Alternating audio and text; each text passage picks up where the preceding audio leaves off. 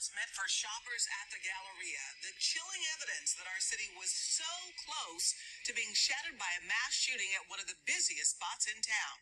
And tonight, police are telling us this man would in fact have gotten away with it if it hadn't been for Hero Sergeant, who ran straight into the danger. ABC 13's Maya Shea spoke to him this afternoon. And Maya, the lack of action from police in Uvalde dominated headlines all week. Well, this is a story of what police are supposed to do. Absolutely. This sergeant working the extra job here at the Galleria, the incident happened in February, but it's just coming to light now because he never spoke out about it until today. And he said his active shooter training he got at Houston Police was crucial in what he did that day. I definitely know what I signed up for 20 years ago. When I decided to get in this profession. Sergeant Kendrick Simpo never hesitated on the morning of February 5th. While working his extra job at the Houston Galleria, a call came over the radio that a man was near the Macy's store with a rifle. I did know that there was a dance competition with the little kids going on at the West End Ballroom.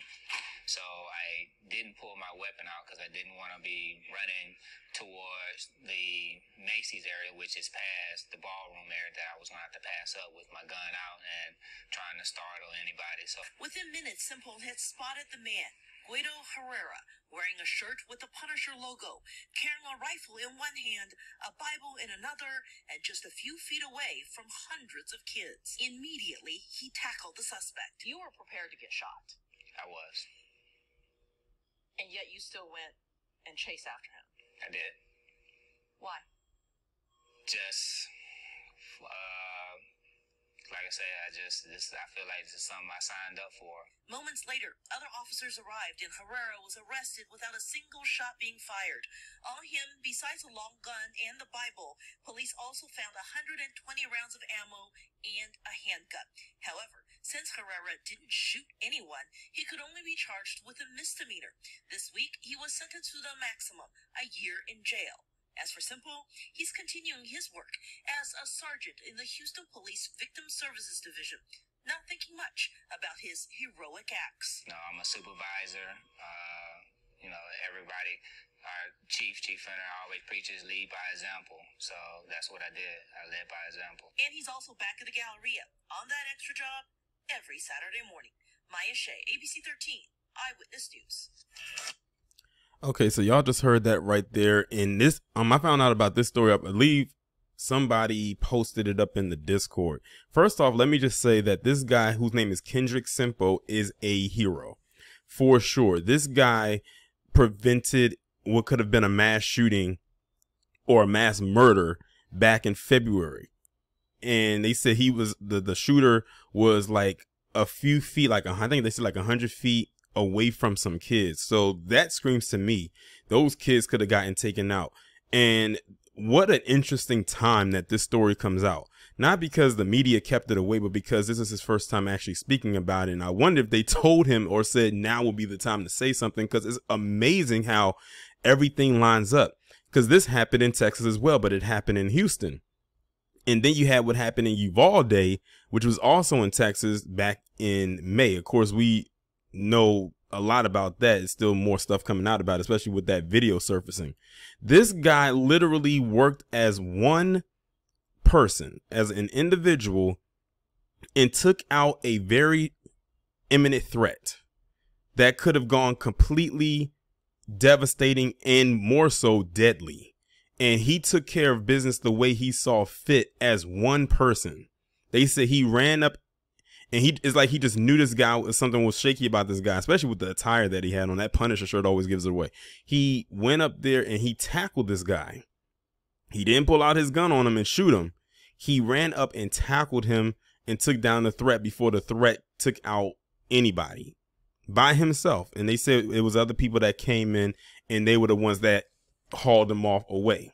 Now you have what is happening in Uvalde, where you had one shooter go into a school and kill and massacre multiple children and staff working at that school. And they had what could have been the equivalent of a small army just walking around that school aimlessly, looking at their phone, getting hand sanitizer for over an hour, while kids were dying and did nothing until someone else who wasn't even a cop took him out.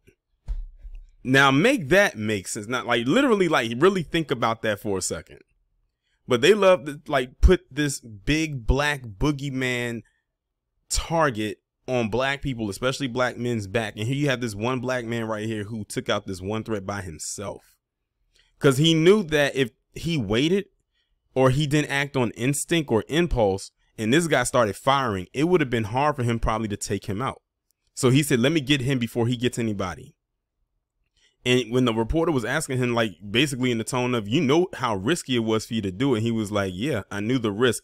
And he said, I was prepared to die that day if it came to that. So this just shows you right here, this guy was putting the safety of others before himself because he said he knew what he signed up for. He said he's been doing this for 20 years. So he's been doing this since 2002. And he doesn't look it. Like when he said 20 years, I was getting ready to pause the video and said 20 years. How old is this guy? But you know what they say. Black don't crack unless you're smoking it or sniffing it, however you want to put it, snorting it. But yeah, definitely kudos to this guy right here. And when I was looking at the comment section, because I was looking at it from YouTube, I expected to see these comments, and I came across, and it was the third comment I saw. They said something about, he mentioned something about Uvalde. Let me see if I can find it. They said, wish there would have been more officers like him at the Uvalde school shooting. But I guess everybody's built different, and this guy's built like a soldier, like a warrior. I'm guessing Texas breeds a lot of them because, you know, we had Micah Johnson back in 2016. Now we got Kendrick Simpo in 2022 doing what he has to do. And you know what's so crazy? This type of story is not unique, because how many times have we heard stories where black men have swung into action and saved people from imminent danger? It could be complete strangers or even black males. I remember it was a story where it was a black boy who literally chased this car on a bike to save this little girl. I believe it happened in Georgia. Some of y'all may know what I'm talking about. Chased them on a bike, not a dirt bike, not a moped or a motor scooter or anything that has an engine, but a bike where he had to pedal. I know his legs was probably tired, but he was determined to save this child. It's like a common instinct that a lot of us have to swing into action and try to save something or prevent something from happening, even if we know that it may be a bad outcome for us. I remember it was another story I did a couple years back where it was a teenager, I believe he played football, and it was a shootout that happened, and he used his body as a shield to protect the girls that was being shot at, and he sacrificed himself to save those two girls. I think it was like 2 girls that he saved. Sad story, but hey, again, another example. But this is a perfect story right here. I'm glad that it didn't go and escalate the way that it did. I'm glad that he was able to come out of this unscathed as well. The only thing I hate is the fact that this person only got hit with a misdemeanor simply because he didn't fire his weapon. And now they say he only is sentenced to a year in jail, which means he can be out next year. And who knows what could possibly happen.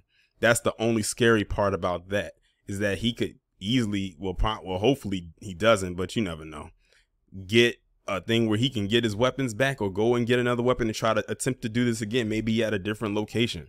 Hopefully that does not happen. But in case that it does, maybe he'll think twice about trying to do it at the location where this guy is at.